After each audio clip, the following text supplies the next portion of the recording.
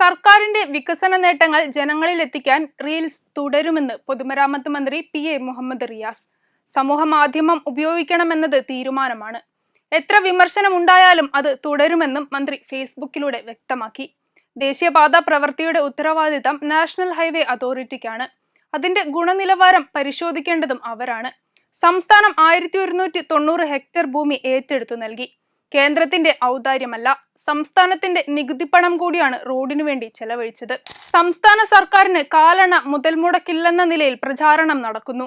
ഇത് തെറ്റാണ്. 5560 കോടി രൂപയാണ് കേരളം ചെലവഴിച്ചതെന്നും അദ്ദേഹം വ്യക്തമാക്കി. മലയാളികളുടെ സ്വപ്ന പദ്ധതിയായ ഈ ദേശീയപാതയുടെ അവസാന ഘട്ടത്തിൽ നടന്ന സംഭവങ്ങൾ ദൗർഭാഗ്യകരമാണെന്നും അദ്ദേഹം പറഞ്ഞു.